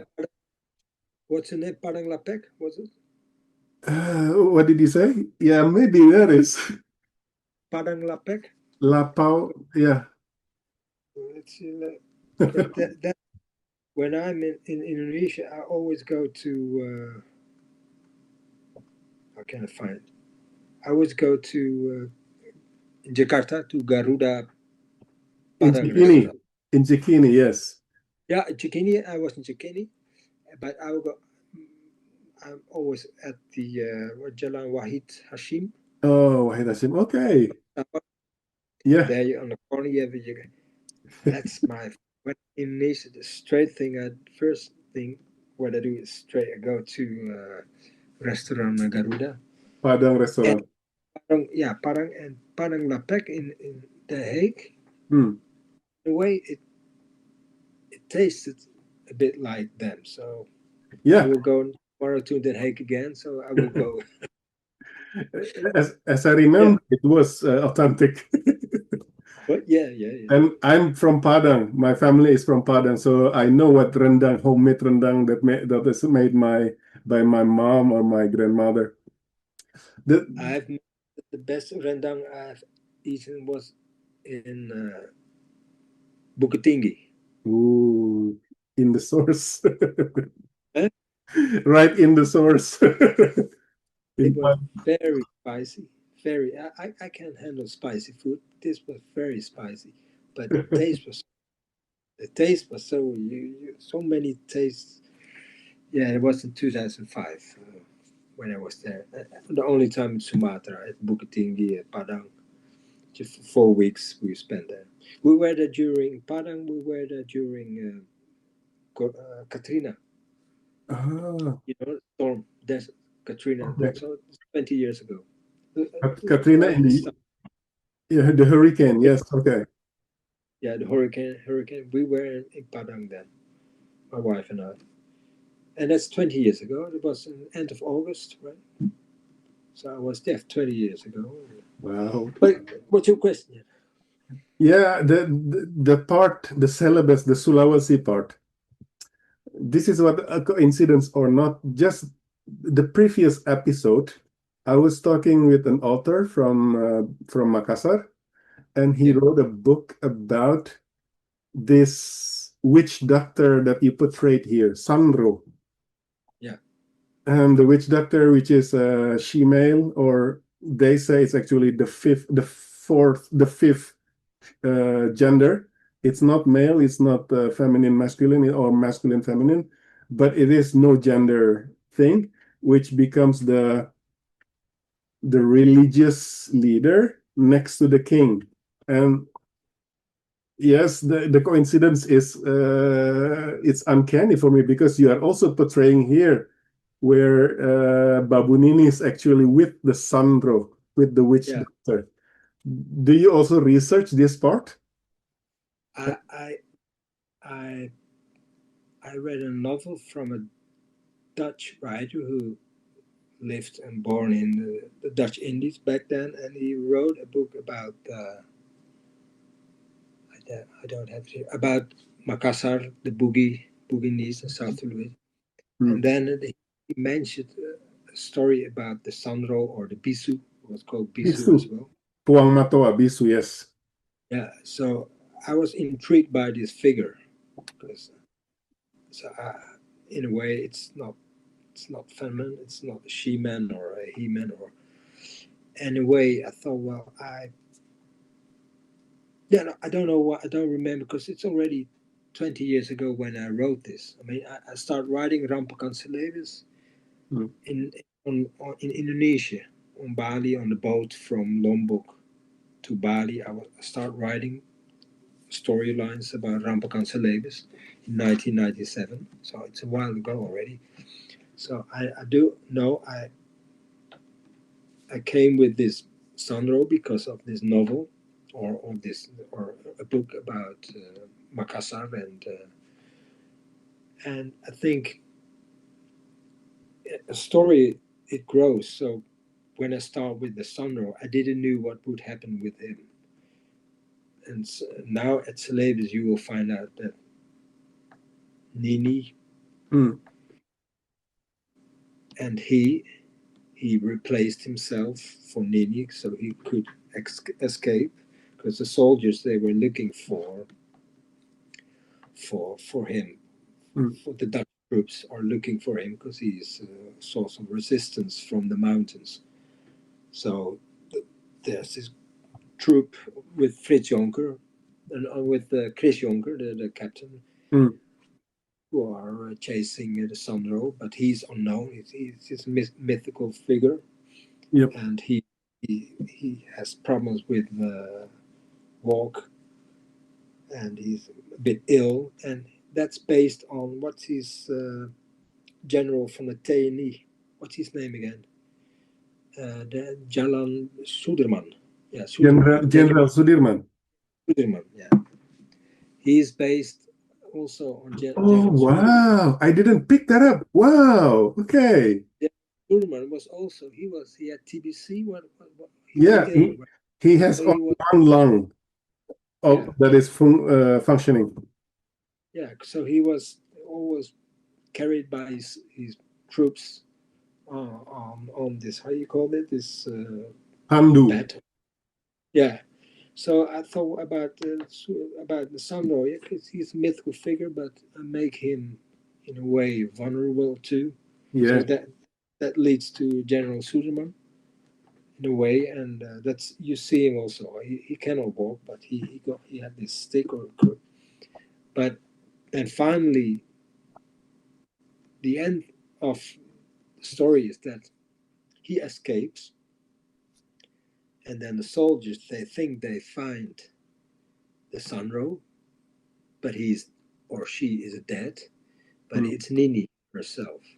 But because you don't know if because you don't know if the Sandro is a man or a wife. Nobody knows. Yeah. And now they discovered this body of the Sandro, Yes. but it is Nini Oh, because I you didn't see. pick that up. Wow. Okay. I didn't pick that up. All No, right. no, but that's quite subtle because you Yeah. see him at the end. You see him. He walks away. Yeah. Oh, he walks away. Well, let's see. Yeah. There You is see this. the Yeah. The steps. last panel. Yes. Yeah, the This one. steps and the stick. So you could say that's the Sandro. Wow. I didn't pick that up. Wow. This is Nini, but I'm subtle because she wears this picture. She got the picture, in this panel here in her hand. Yes. She Wow. holds the picture of him or of herself with the baby Johan. Yeah. She goes Yes. Yes. so for, but it's subtle. Wow. Yeah. Wow. Yes. I So need to I read it don't again. expect I could write it down, but I thought No, no, no, just you shouldn't. Just the way it is, it's good. I'm glad that I asked you now because I read your bio and then I sort of start to guess which one is your biography here, where you put why Lisa, maybe you sort of put the elements of your Chinese mother or something like that. I of love doing course, that. Yes. yeah, of course I did.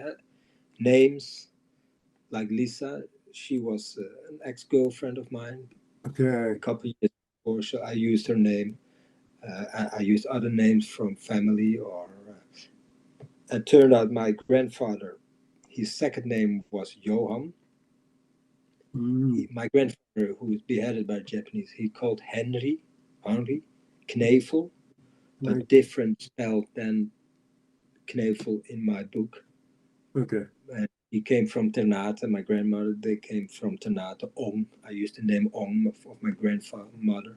Mm, But Johan, the second name of my grandfather Johan, I didn't know. So I gave my figure the name Johan because I knew somebody from my soccer football team, Sepak mm, Bola, right? mm.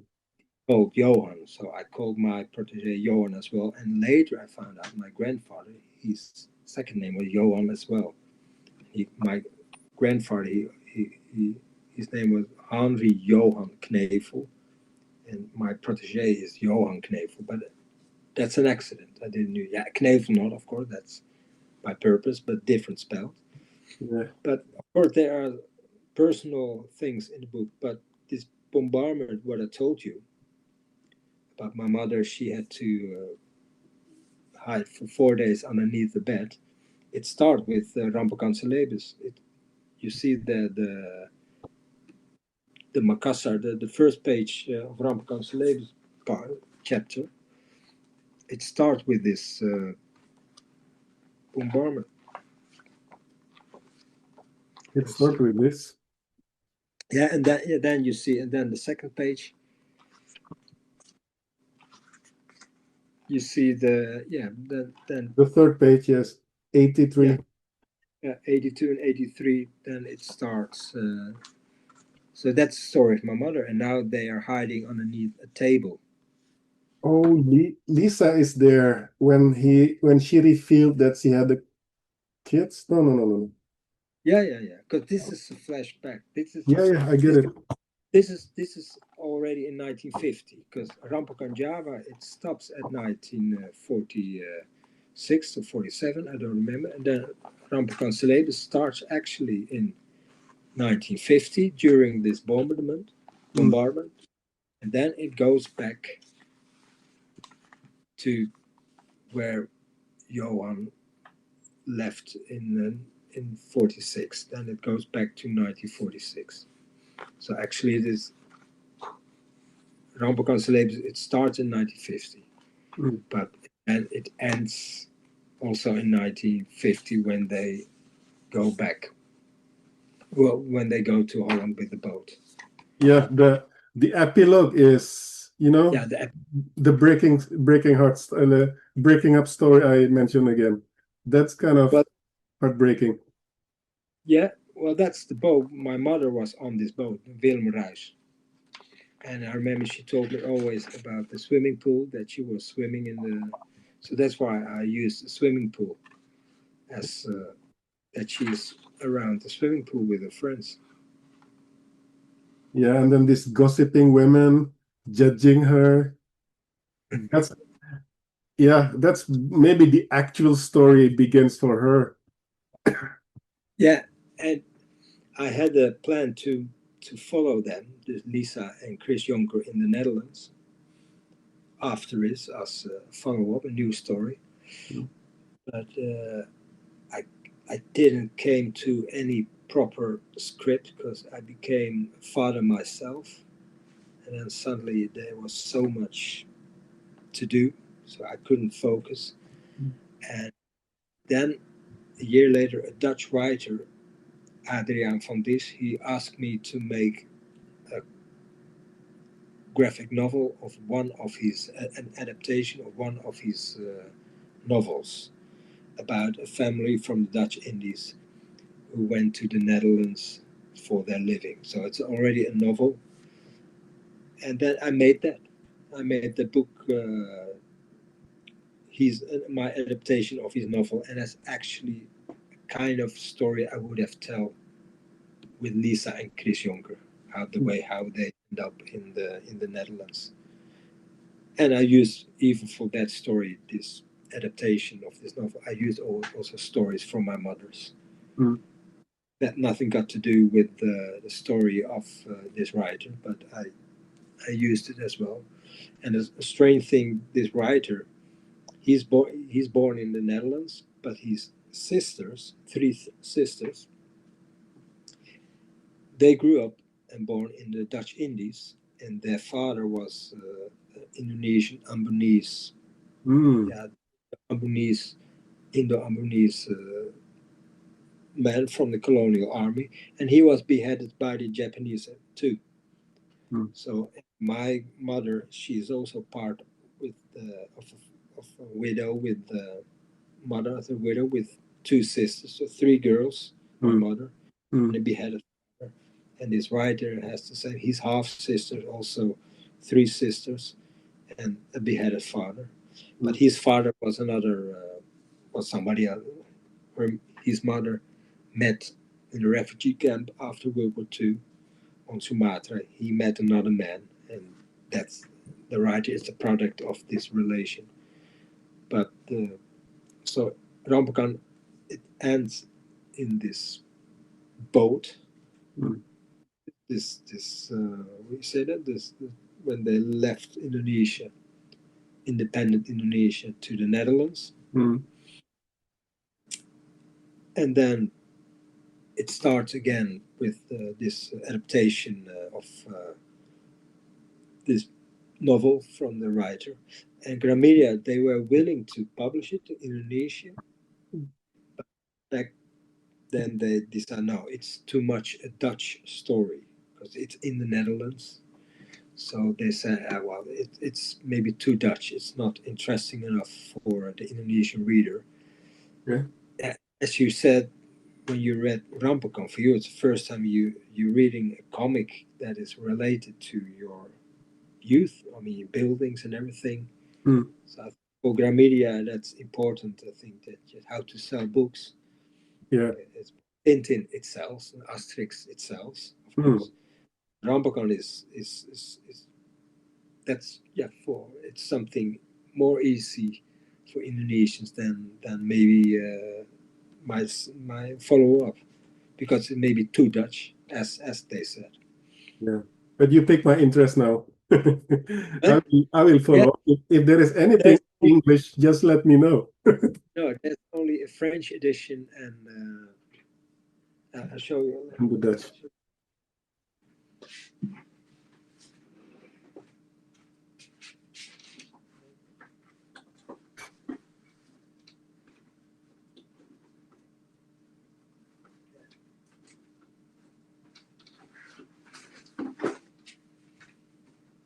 That's in full color. Wow. This is the French edition. Cool. It's Hardcover. got sun relation. So the sun with the. So here you see in a cover, you see a couple of Yes. pictures of the sisters where he grew up with the Orang Indo sisters. Yes, with dark hair. And then I Yeah. see the coconut tree. Yeah, she got a white mother from the Netherlands. Yep. He's a famous writer yeah, it's in black and it's in full color. Cool. He's a famous writer in the Netherlands, translated into French, English, and as well. His Beautiful. novels. Beautiful. And we had 2019 we had a gathering at Ubud Writers Festival on Bali, Mm. when we talked about the book, but about the Dutch book, because there's no English translation, only Dutch and the French one. This one. Mm. Wow. I don't want to keep you far away from makan siang now. Warung Baru Padang. But thank you so much, Peter. I do hope that this is not our last conversation. And No, you piqued my interest in I was in your place when you dig into this history, but now I'm there again. Maybe yeah, I will visit you in the Netherlands or whatever. We will find a way. But yeah, for people who listen to this podcast, I highly recommend this and read them slowly. Take in the yeah, picture and yeah, yeah. enjoy the picture because the visual cues is much richer than the text. Again, thank you for agreeing to talk to me. Yeah, you too. I hope you enjoy this conversation as much as I Yeah, do. sure. How do Okay. you say, how do you say goodbye in Dutch? This Tot ziens. dada? Okay. Dag, of tot ziens, senpai. Wat is senpai? Wat is senpai? Sampai jumpa. Ja, ja. Tot ziens. Tot ziens, yes. Sampai jumpa lagi, Peter. Thank you so much. Okay, you too. Bye-bye.